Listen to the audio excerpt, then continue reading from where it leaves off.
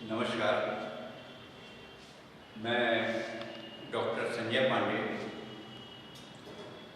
सहायक प्राध्यापक वाणिज्य, माधव महाविद्यालय ग्वालियर, बीकॉम सेकेंड ईयर में व्यावसायिक सांख्यिकी बिजनेस स्टैटिस्टिक्स की सेकेंड यूनिट में पहले लेक्चर में मैंने आपको बताया था कि मोड कैसे निकाला जाता है। 3 चीजें होती हैं, मीन, मीडियन और मोड। मोड को हम निकाल चुके हैं। आज हम बात करेंगे मीडियन निकालने। मीडियन को जब हम निकालते हैं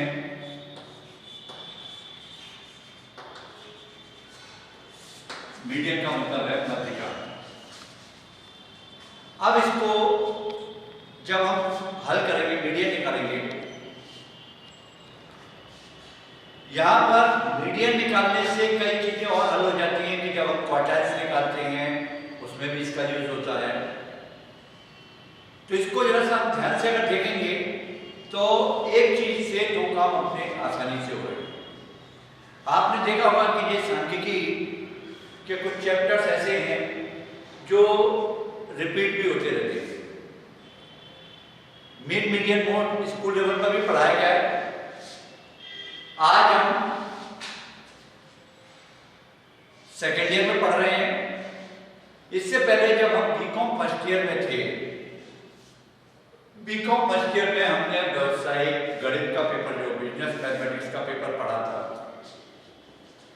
वहां पर भी हमने इसको पढ़ा है।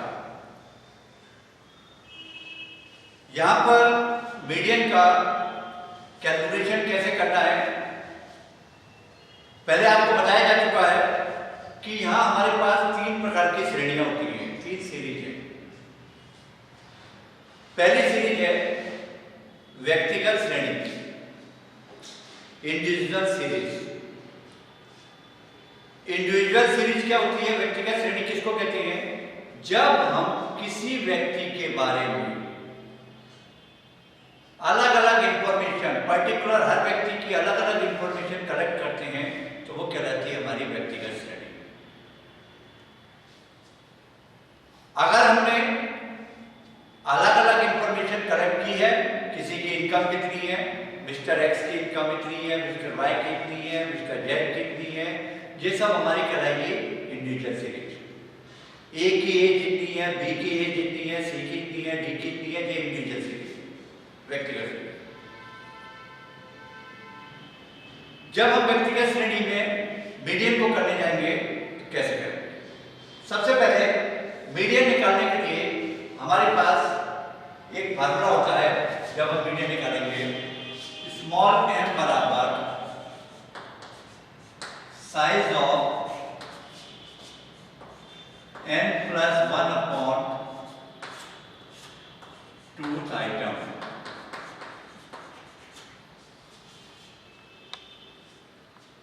इस मेथड से हम व्यक्तिगत और खंडित श्रेणी से हम क्वेश्चंस को सॉल्व कर सकते हैं। लेकिन अगर यहां पर कंटिन्यूअस सीरीज आ जाती है तो ये +1 हट जाएगा, n/2 हो जाएगा। अभी हम बात कर रहे हैं इंडिविजुअल सीरीज, व्यक्तिगत श्रेणी की।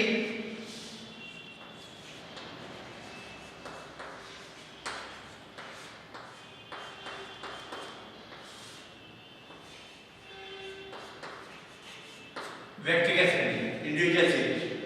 अभी हमने बोला इंडिविजुअल सीरीज में हमारे पास वैल्यू है, हर व्यक्ति की इनकम, हर व्यक्ति की, मान लीजिए हमने 10 स्टूडेंट लिए, ABCD जो भी, अब उनकी इनकम पूछी या उनकी एज पूछी। बीकॉम सेकेंड ईयर में पढ़ा रहे हैं, कोई ने बोला साहब मेरी 18 साल उम्र है, कोई बोलता है 17 है, कोई ने बोला 16 है, कोई बोल रहा 19 है, किसी ने बोला साहब 20 है, किसी ने बोल दिया 15 है, किसी की 16, किसी की 18, किसी की 20, इस तरीके से 1 2 3 4 5 6 7 8 9 और एक और मान लेते हैं 10।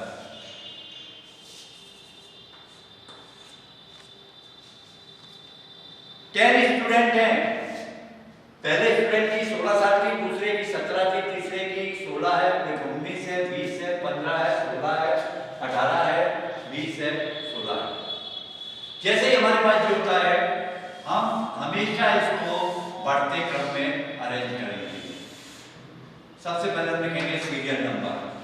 10 स्टूडेंट है, 1 2 3 4 5 6 7 8 9 and 10।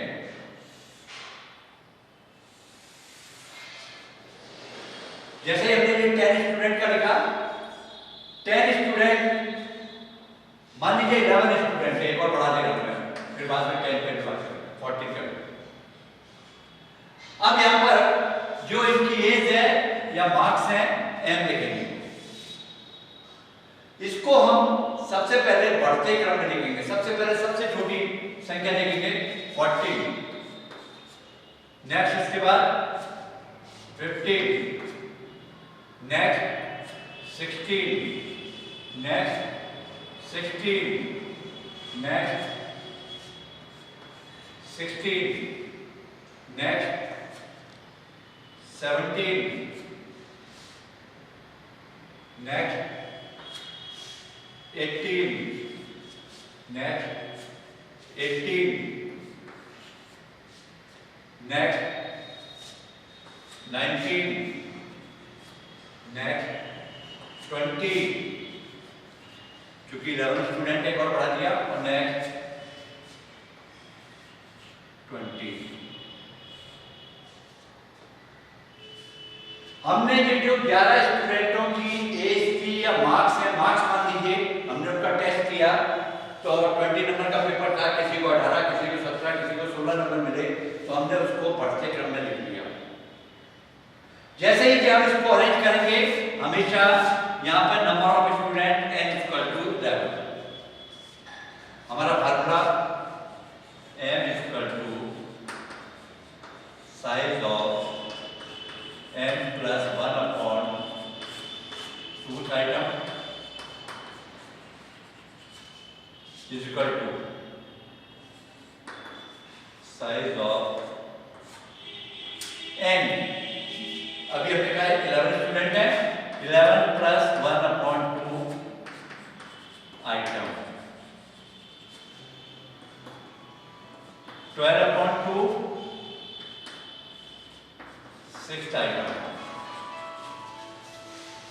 जैसे ही हमने ये 6 आइटम करा, तो 6 आइटम करने के बाद अब हम देखें यहाँ पर स्मॉल m = 6 आ गया।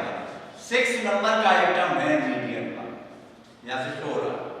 मीडियम का साइन होता है कैपिटल M। कैपिटल M कौन सा नंबर आया? 6। हम यहाँ पे देखें 6 नंबर दिएगा, 6 नंबर के सामने वैल्यू कौन सी है? 17। मीडियम कहलाएगा हमारा 17। ये हमारा आंसर होगा। यहाँ पर 5th आता, 5th के सामने 16, आंसर 16 होता। 9th आता, 9th के सामने 19, 19 आंसर होता। जो भी पद आएगा, आइटम्स आएगा, उसके सामने की वैल्यू देखनी है। 6 आया, हमने 6 के सामने देख लिया, ब्रैकेट बनाया। m कितना आ रहा है? 17, तो मीडियन चलाएगा 17। ये हमारी इंडिविजुअल श्रेणी, व्यक्तिगत श्रेणी। व्यक्तिगत श्रेणी में अगर हम कोई सवाल हल करते हैं, इस तरीके से कर सकते हैं। लेकिन अब कुछ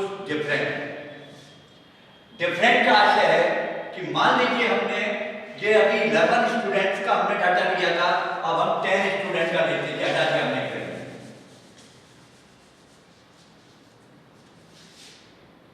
ये एक वैल्यू हमने हटा दी और अब हमको डाटा लेना है। अब हम क्या करेंगे? तो जब हमने वो हटाई, ये 11 स्टूडेंट हट जाएगा, इसका 20 मार्क्स हटा दिया। या मान लीजिए ये इसका 20 तो बना ही रहने दीजिए, हमने कुछ नहीं, एक स्टूडेंट और बढ़ा दिया, इसके हमने कर दिए 21 मार्क्स।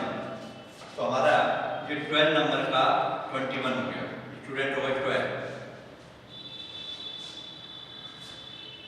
अब हम जब क्वेश्चन को करेंगे, m is equal to size of n plus 1 upon 2 item. n कितना है? 12 plus 1 upon 2 item 13 upon 2, 12 is equal to 6.5। अभी हमारा 6 आया था, हमने आराम से कहा 6 के सामने की वैल्यू को आंसर दे दिया, लेकिन अब हमारी वैल्यू 6 नहीं है, अब हमारी आई 6.5। 6.5 या कहीं नहीं है, और हमको मीडियन निकालना है। तो उसके लिए सबसे बढ़िया उसका तरीका है, मीडियन का साइन होता है capital M। Capital M is equal to हमारा है 6.5।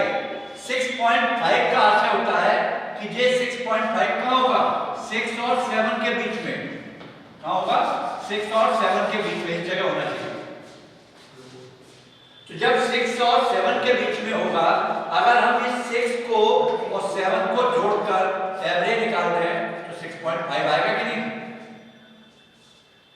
वही काम हम यहां कर सकते हैं, क्योंकि मीडियन होता है वो n वाली वैल्यू में से देखते हैं। तो 6 और 7 के सामने की वैल्यू 17 और 18, इन दोनों को जोड़कर 2 का डिवाइड करते हैं तो इसका एवरेज निकल जाएगा 35/2, यानी m इक्वल टू 17.5।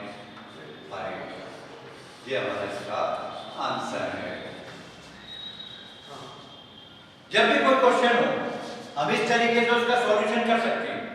6.5 आया तो 6.5 का होगा 6 और 7 के बीच में, तो 6 7 के सामने जो वैल्यू है उसको दोनों को ऐड करेंगे और उसको एवरेज कर देंगे, 2 को डिवाइड कर देंगे तो हमारा आ जाएगा 17.5।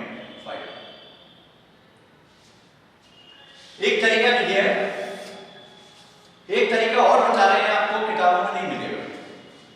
हमारा आया है 6.5। सबसे पहले 6 के सामने देखें वैल्यू क्या है, तो 6 के सामने वैल्यू है हमारी 17। ये लिख दिया हमने 17।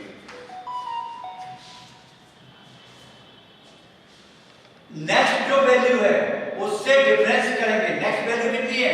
18। नेक्स्ट कितनी है? 18 का डिफरेंस करेंगे, यानी 18 माइनस 17, इसका डिफरेंस करेंगे हम। नेक्स्ट वैल्यू से difference 18 minus 17 means 1 into point का जो हिस्सा निकालना है वो मल्टीप्लाई कर देंगे। 0.5 इज इक्वल टू 0.5 ऐड कर देंगे तो ये आ जाएगा 17.5। ये हमारा कहलाएगा मीडियन। दो तरीके में से कोई भी अपना सकते हैं। इंटीजर सीरीज में हमने पहला क्वेश्चन जब दिया था उसमें 6 आया था, 6 के सामने की भी 7 होगा, 7 के सामने 8 होगा, 8 के सामने जो भी होगी। जब अगर पॉइंटर में आ जाती है 6.5 आया, 6.5 का होगा 6 और 7 के बीच में, अगर इसका एवरेज निकालेंगे तो 6.5 होगा। तो ऐसे इसकी वैल्यू का एवरेज निकाला, 17 और 18 को प्लस किया, 2 को डिवाइड किया, 17.5।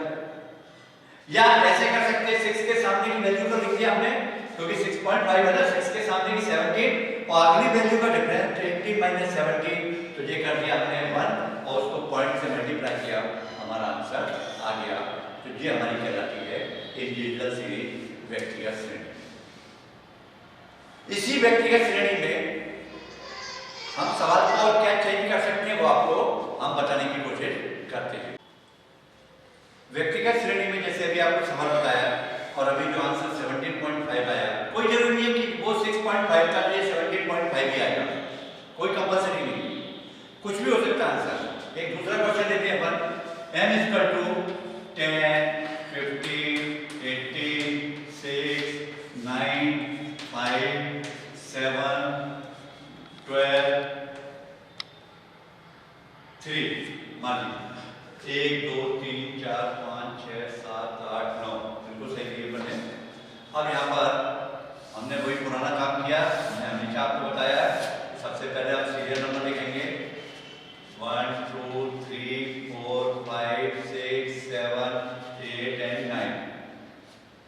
अब इसके बाद इसके जो मार्क्स हैं वो वैल्यू बढ़ते क्रम में, सबसे छोटी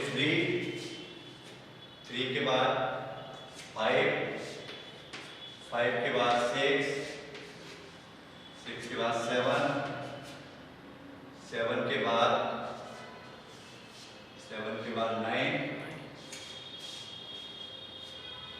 9 के बाद आ जाएगा आपका 10,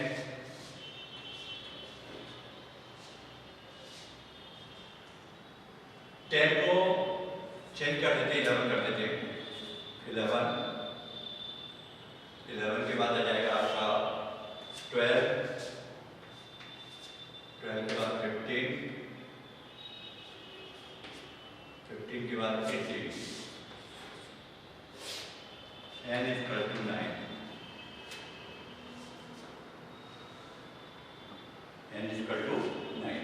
यहाँ पर एक चेंजेस करना चाह रहे हैं जो आपको बताने की कोशिश कर रहे हैं। मान लीजिए 9 की जगह ये 18 हटा दिया, 80 स्टूडेंट, कितने स्टूडेंट है 8। फिर से हम वही काम करेंगे, मीडियन का n equal to size of n plus 1/2 का item, n number of item 8 plus 1/2 9/2 is equal to 4.5 item, 4.5 4 आ जाता उसके सामने की वैल्यू 9 थी, आंसर कहते हैं। 5 आ जाता उसके सामने की 9 है, वो आंसर होता। लेकिन यहां पर हमारा आया है 4.5। 4.5 कहां होगा? 4 और 5 के बीच में। हमने कहा था आपको 4 और 5 का अगर एवरेज निकालेंगे 4.5 आएगा, यहां आएगा। तो जब 4 और 5 का एवरेज निकाला तो उसकी वैल्यू क्या है? Capital N equal to 7 plus 9/2। देखिए यहां पर 4 की 7 और 5 की 9, एवरेज निकालेंगे, जो हो गया 16/2 is equal to 8, median equal to 8। ये हमारा आंसर है। पिछला हमने सवाल किया था, उसमें स्मॉल m आया था हमारा 6.5 और जब हमने मीडियन निकाला था वो भी 17.5। कंफ्यूजन रहता है कि 0.5 नहीं आएगा क्योंकि उसके बीच का है, ऐसा नहीं है। हमने क्वेश्चन चेंज किया, यहां पर हमारा 4.5 आया, लेकिन हमारा जो आंसर है वो आंसर 8 है, जो कि पॉइंट में कन्वर्ट नहीं हुआ। तो इंटीजर सीरीज का कोई भी क्वेश्चन होगा उसको हम इस तरीके से कर सकते हैं। और दूसरा एक तरीका हमने क्या बताया था आपको कि 4 के सामने की जो वैल्यू है, तो 4 के सामने क्या है 7। फिर हमने बताया था 5 और 4 का डिफरेंस यानी 9 - 7 इज इक्वल टू 2। इसमें पॉइंट का हिस्सा कर मल्टी 4.5 है ना, 4 के सामने लिख दिया, पॉइंट का हिस्सा क्या है 0.5, इसका मल्टीप्लाई करेंगे तो 1, 7 और 1 मिलके मीडियन कितना हो जाएगा 8। तो किसी भी तरीके से कैसे भी हम अपने क्वेश्चन को सॉल्व कर सकते हैं, बहुत आसानी से हम इसको बता सकते हैं। अब इसके बाद हम अगली विधि के लिए दूसरी मेथड है खंडित श्रेणी, डिस्क्रीट सीरीज। पहले बता चुके हैं डिस्क्रीट सीरीज में मार्क्स तो होते ही हैं, लेकिन उसके संग उसकी फ्रीक्वेंसी होती है, आवृत्ति होती है कि 10 नंबर प्राप्त करने वाले कितने स्टूडेंट हैं, 11 नंबर को कितनों को मिला है, 12 कितनों को मिला है, उसको हम कहते हैं डिस्क्रीट सीरीज। फ्रीक्वेंसी और आ जाती है, इसमें केवल मार्क्स थे लेकिन वहां पर मार्क्स के साथ में फ्रीक्वेंसी आ जाती है। अब हम खंडित श्रेणी में जो सवाल करेंगे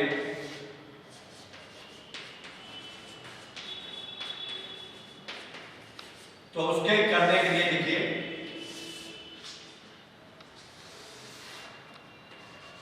मार्क्स, मान लीजिए 10, 11, 12, 13, 14, 15, 16, 17। फ्रीक्वेंसीज की 2, 4, 1, 5, 6, 3, 2, 4, मान लीजिए कुछ भी ले लें 4। यहाँ पर हमने n इक्वल टू टोटल लगाएंगे, तो टोटल 6 और 1 7 5 12 18 19 20 23 4 27 27। हमने यहाँ पर जो मार्क्स दिए हैं, ये फ्रीक्वेंसी आवृत्ति है f, इससे जो मालूम पड़ता है कि मार्क्स 10 प्राप्त करने वाले कितने स्टूडेंट हैं? 2, 11 प्राप्त करने वाले 4, 12 प्राप्त करने वाला 1, 13 वाला 5, 14 वाला 6, 15 वाला 3, 16 वाले 2, 17 वाले 4, ऐसे 27 स्टूडेंट का डाटा हमने दिया। फिर से हम आते हैं m इक्वल टू, सॉरी, इससे पहले हमको यहां पर एक CF बनानी पड़ेगी, क्यूमुलेटिव फ्रीक्वेंसी, संचयी आवृत्ति। क्यूमुलेटिव फ्रीक्वेंसी कैसे बनाएंगे? पहले फ्रीक्वेंसी की वैल्यू 2 है तो हमने 2 लिख दिया, नेक्स्ट पहले 2 लिखी हमने, फिर 2 में नेक्स्ट वाली प्लस करेंगे, फिर एक काम करते जाते हैं साथ ही साथ में CF बना रहे हैं, CF इसको नहीं कहेंगे, तो हमने पहले की 2 लिखी तो इसकी 2 आ गई, फिर हमने 2 जो टोटल आया उसमें 4 प्लस कर दिया, 6 हो गया, फिर हमने 6 में 1 प्लस कर दिया, 7 हो गया, 7 में 5 प्लस कर दिया, 12 हो गया, 12 में 6 प्लस कर दिया, 18 हो गया, 18 में 3 प्लस कर दिया, 21 हो गया, 21 में 2 प्लस कर दिया, 23 हो गया, और 23 में 4 प्लस कर दिया, 27। वही टोटल आ जाएगा 27, जो n बराबर है क्योंकि टोटल ही तो लगा रहे हैं। तो हमने CF बना दिया। जैसे ही हमारी ये CF बनती है, अब हमारा मीडियन स्मॉल m बराबर size of n plus 1/2 item, यहाँ पर फिर से साइज ऑफ n 27 स्टूडेंट है, 27 प्लस 1/2 आइटम, तो यहाँ पर हो जाएगा 28/2 is equal to 14th item. Small m जो हमारा आया है वो 14 आइटम। 14वां पद, और मीडियन का साइन हमने आपको बताया था कैपिटल M होता है। अब ये 14th जो आया है इसको हम क्या करेंगे? 14वां पद जो है वो हम CF में ढूंढेंगे, कहां मिल रहा है। यहां ढूंढते जाए, 2 में नहीं है, कम है, 6 में नहीं है, 7 में नहीं है, 12 में नहीं है, 18 में है। किसमें है? 18 में। 12 में कम हो रहा है लेकिन 18 में आ जाएगा 14। इसका मतलब हमने इसको मान लीजिए कि अंडरलाइन कर देते हैं 18 वाले पूरे ग्रुप को, क्योंकि यहां पर हमको मिल रहा है 18 में। जब मिल रहा है तो इसके सामने का m कितना है, तो m हमने देख लिया 14, आंसर हमारा हो जाएगा 14। वो बाई चांस 14 हो रहा है इसलिए 14 में मिल गया, ये तो डाटा कुछ भी हो सकता है आपका। तो जब भी हम खंडित श्रेणी में सवाल को करते हैं तो हमारा जो आंसर है, जो वैल्यू है, जो भी हमारा ग्रुप आ रहा है उसके सामने के m को हमको देखना है। m देखेंगे तो उससे हमारा आंसर आ जाएगा। मान लीजिए आपको जरा सा कंफ्यूजन दूर करने के लिए और हमने ये जो मार्क्स है इस कॉलम को हटा के पूरा और m बराबर यहाँ लिख दिया 10, 20, 30, 40, 50, 60, 70 और 80 ये कर दिए। मान लीजिए हमने इस केस इसको हटा दिया। अब हमारा 14वां पद आया, वो कहाँ आया इसमें, और इसके सामने कितना है 50, तो हमारा आंसर क्या आएगा 50। चेंज हो गया देखिए। अब मान लीजिए पिछले क्वेश्चन में हुआ था 0.5 में आ रहा था, यहाँ 14.5 हो जाता, तब हम क्या करते हैं? कोई प्रॉब्लम नहीं है, 14.5 होगा तो अभी 18 में मिलेगा। 15.5 होगा तो भी 18 में मिलेगा। तो पॉइंट का आ जाए या कोई भी आए, हमको इसमें देखना है, उसके सामने की जो है वैल्यू है वो हमारा आंसर कराएगा। इस तरीके से हम डिस्क्रीट सीरीज को कंप्लीट कर सकते हैं। डिस्क्रीट सीरीज होने के बाद अब आगे नेक्स्ट मेथड, अगली विधि तीसरी मेथड जो इसकी है कंटिन्यूअस सीरीज, सतत श्रेणी। कंटिन्यूअस सीरीज में जब हमारा क्वेश्चन होता है तो यहाँ कंटिन्यूअस सीरीज में फार्मूला भी चेंज होगा।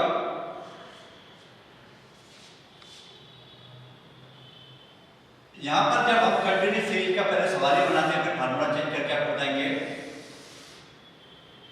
यहाँ क्लास इंटरवल होगा वर्गाकार 0 to 10, 10 to 20, 20 to 30, 30 to 40, 40 to 50, 50 to 60। इस तरीके से हमारे पास ये क्वेश्चन दिया हुआ है।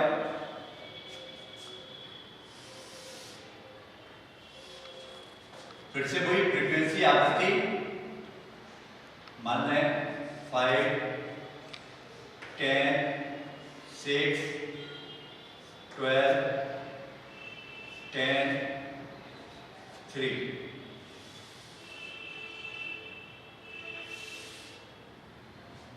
यहाँ पर हम इसका टोटल लगाएंगे तो 15, 6, 21, 31, 32, 33, 36, 46, 46, 46, 46, इसको 7 कर देते हैं, 50। मन से लिया क्वेश्चन, कोई दिक्कत नहीं है, कुछ भी वैल्यू कर सकते हैं। तो ये हो गया आपका 21, 33, 43, 7 एंड 50। दैट्स ऑल, कोई बात नहीं। फिर से वही काम करेंगे जो हमने अभी आपको बताया था, क्यूमुलेटिव फ्रीक्वेंसी बनाएंगे, संचयी आवृत्ति CF। हमने क्या बोला था, पहले की वैल्यू तो हो जाएगी 5। अब इस वैल्यू में 5 प्लस 10 ये वाली जोड़ देंगे 15, 15 प्लस 6 21, 21 प्लस 12 33, 33 प्लस 10 43, 43 प्लस 7 50। वही टोटल आना चाहिए, टोटल ही तो कर रहे हैं। ये हमारी क्यूमुलेटिव फ्रीक्वेंसी बन गई। जैसे ही क्यूमुलेटिव फ्रीक्वेंसी हमने बनाया, अब हम सवाल को सॉल्व करेंगे। Small m is equal to size of n upon 2 item. एक हल्का सा चेंजेस आया है। इंटीजर डिस्क्रीट सीरीज में हमने n प्लस 1 अपॉन 2 किया था, प्लस 1 और था, लेकिन यहाँ पर प्लस 1 हट जाएगा, केवल only for n upon 2। Value put up करेंगे, साइज ऑफ n ये दिया हुआ 50 upon 2 item means 25th item. Small m जो हमारा आया है वो कितना आ गया, 25th आइटम। जैसे ही 25th आइटम आया है, अभी हमने डिस्क्रीट सीरीज में क्या किया था, 14th आया था, कहाँ मिल रहा था, वो ढूंढा था 18th में। ऐसे ही वो काम हम यहाँ करेंगे। यहाँ पर हमारी वैल्यू जो आई है वो आ गई है 25th आइटम। 25th को ढूंढेंगे अब CF में, 5 में नहीं है, 15 में नहीं है, 21 में नहीं है, 33 में है, 25 यहाँ आएगा 33 में। जैसे ही हमको ये मालूम पड़ा, हमने इसको पूरे को अंडरलाइन कर दिया, गोल बना दिया। 33 में जो 25 आ रहा है, देखिए वैल्यू। जैसे हमने इसको अंडरलाइन किया, अब हम क्या करेंगे, यहाँ मीडियन निकालने के लिए फार्मूला लगाएंगे, मीडियन बराबर L1 plus L2 minus L1 upon F into small m minus c। इस तरीके से जब हम क्वेश्चन करेंगे तो उसको करने के लिए हमारे पास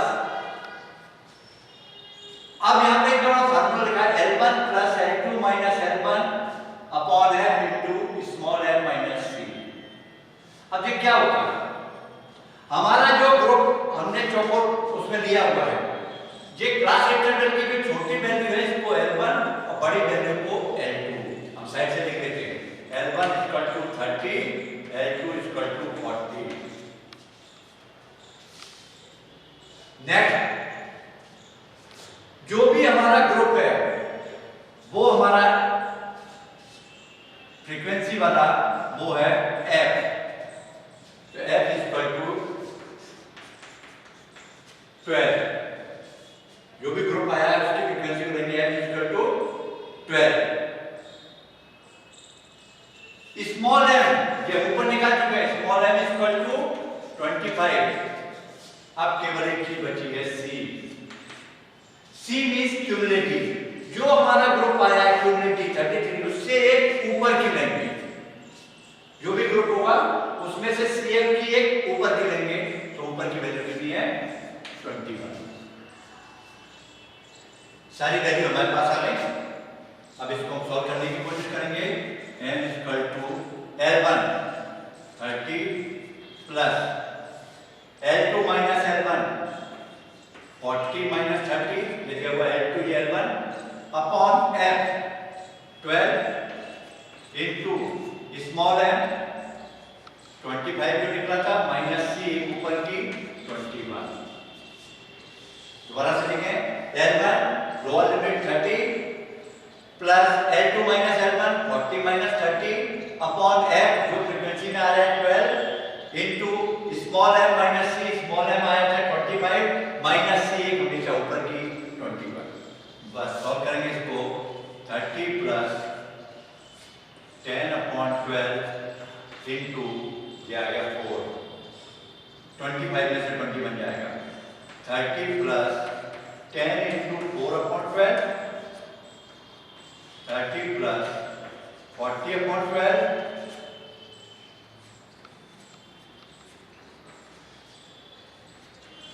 30 प्लस 10 में 3 का डिवाइड करेंगे 3.33 एंड मीडियन इक्वल टू 33.33। ये हमारा इसका आंसर होगा।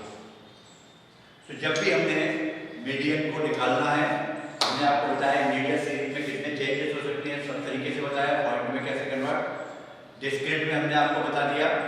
कंटिन्यूअस सीरीज में फार्मूला चेंज होता है, यहाँ पर n+1 की जगह हो जाता है n/2 ओनली, और फिर उसके बाद एक फार्मूला लगता है n equal to L1 plus L2 minus L1 upon F into small m minus C।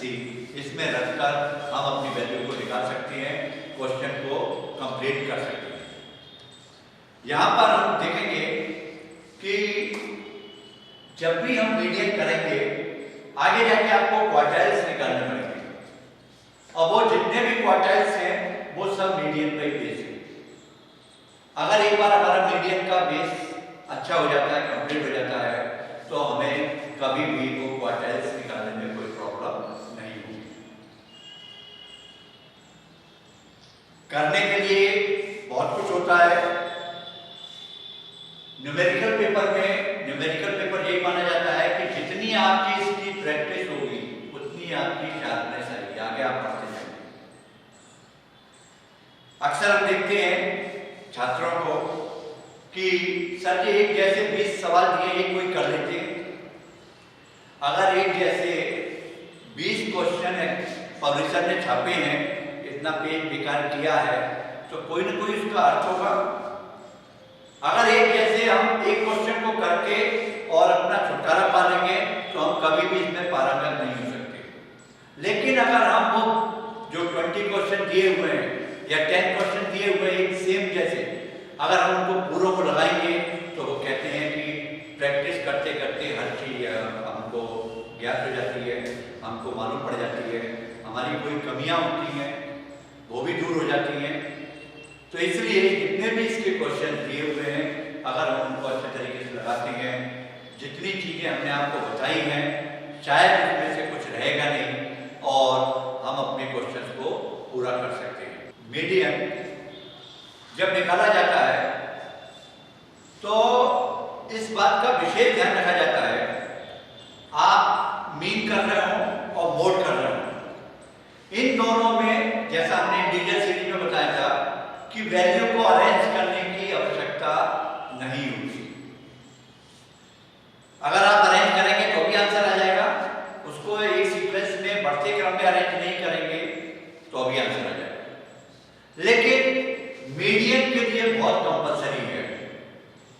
Median में यदि हम व्यक्तिगत श्रेणी में कोई सवाल दिया हुआ है और उसको हम बढ़ते क्रम में नहीं लगाते हैं तो हमारा आंसर हमेशा गलत आएगा। इसलिए यदि हम कोशिश करें, जब हम मीडियन को निकालने जाते हैं तो मीडियन में हम उसको अरेंज कर रहे हैं। कभी कभी दिमाग में रहता है कि हम अरेंज किसको करें और किसको नहीं करें। यदि हम शुरू से ही आदत डाल दें कि इंटीजर सीरीज में कोई क्वेश्चन आएगा हम उसको बढ़ते क्रम में अरेंज करके ही करेंगे तो हमें कभी कोई प्रॉब्लम नहीं आने वाली। तो यहां पर आप मीडियन मीन करें, मोड करें, इन क्वेश्चनों को भी अगर अरेंज करके करते हैं तो आपके दिमाग में कभी कंफ्यूजन रहेगा नहीं कि किस चीज को अरेंज करने का बोला था और किसको नहीं, क्योंकि आंसर वहां पर भी हमने कल आपको जब मोड बताया था तो मोड में आपको बताया था कि मोड करने के लिए उसमें भी अरेंज करके दिखाया था और आंसर आया था।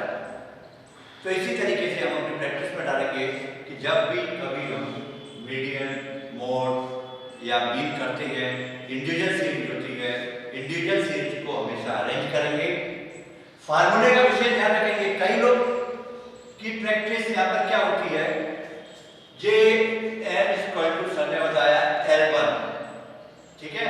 अब L1 प्लस, अब यहां से बटे का निशान कह देते हैं L2 minus L1 upon F into small m minus c। ये जो प्लस का निशान लगा है इसी के सामने ही बराबर बटे का निशान होना चाहिए। यहां पर हमने अगर यहां से ले लिया है इसका मतलब ये सब इसी में जुड़ रहा है, ये L1 से L1 कट जाएगा, केवल L2 रह जाएगा और हमारा आंसर कभी सही नहीं आएगा, गलत हो जाएगा। तो लिखने का तरीका, जहां पर प्लस लगाया जैसे ये लगा है तो इसी के सामने बटे का निशान लगा है, ऊपर संख्या नीचे संख्या और इंटू करके हम वैल्यू लिखेंगे। एक विशेष चीज और है, कभी कभी फार्मूला जो होता है उसमें L1 प्लस का निशान लगाया और इसके सामने जो लाइन खींची I upon F into F minus C। हमने जो L2 माइनस L1 हटा दिया, इसकी जगह क्या यूज करना है, शब्द I। कई जगह होगा किताब में। हमारा कहना है कि आप इसमें कंफ्यूजन में ना पड़े, क्या जरूरत है, लेकिन आपको जानकारी होना चाहिए, हम वो बताना चाह रहे हैं। I का मतलब होता है जो हमारा क्लास इंटरवल होगा, वर्गांतर होगा, जैसे ये हमारा है 30 से 40 का। I मीन्स होता है इसके बीच का डिफरेंस, उसको I कहते हैं। हमारा ग्रुप था 30 से 40, तो इसके बीच का डिफरेंस I इक्वल टू 10 हो जाएगा। 40 में से 30 घटाएंगे 10 हो जाएगा। जैसे 10 होगा हम यहाँ पे वैल्यू रखेंगे L1 30 प्लस 10 अपॉन F कितना दिया हुआ है 12 इंटू 25 माइनस 21, आंसर वही आएगा। लेकिन हम अपने दिमाग में एक चीज क्यों और बढ़ा लें कि जिससे हम बाद में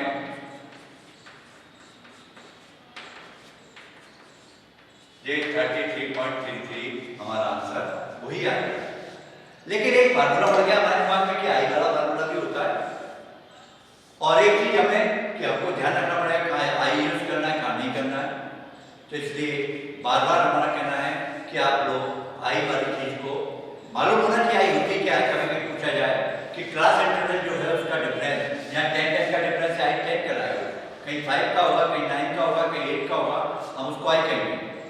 लेकिन आई की जो वैल्यू है उसको लेकर हम क्वेश्चन करने की कोशिश न करें, क्योंकि ऐसे इस तरीके से जब हम सांख्यिकी पढ़ेंगे अभी कई प्रकार के हमारे पास फार्मूले होंगे, बहुत बड़ा भंडार हो जाएगा, और पर्टिकुलर फार्मूलों में हम कई प्रकार में आई लगा लेंगे तो वो हमारे और ज्यादा बढ़ जाएंगे, तो उसको याद रखना कठिन हो पाएगा।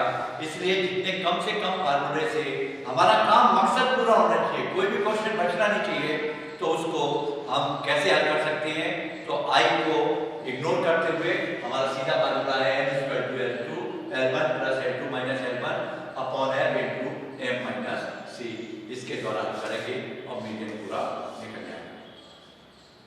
आज जो हमारा टॉपिक था मीडियम पूरा हो गया, कंप्लीट मोड हो चुका था पहले। अब इसके बाद नेक्स्ट लेक्चर जब होगा उस कंडीशन में हम आपको मीन बताने की कोशिश करेंगे। माध्य कैसे निकाला जाता है, क्या होता है और उसकी आवश्यकता हमें क्यों पड़ती है। नमस्कार।